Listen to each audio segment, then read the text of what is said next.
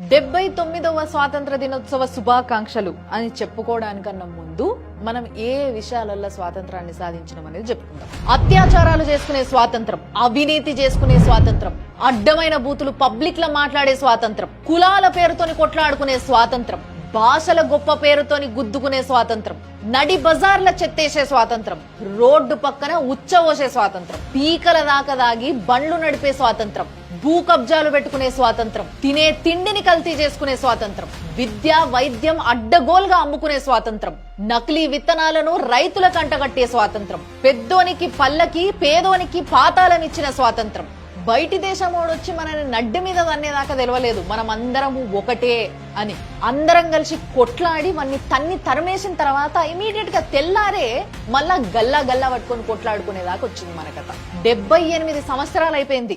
ఇప్పటికైనా విభేదాల్ని పక్కకు పెట్టి ఇండివిజువాలిటీని రెస్పెక్ట్ చేస్తే మనం అందరం కలిసి ఒక దేశంగా ఎదగగలుగుతాం, ముందుకు సాగగలుగుతాం. ఇప్పటికైనా అది జరిగే అవకాశం ఉంది అనే ఒక నమ్మకంతోనే wishing you all a very happy Independence Day.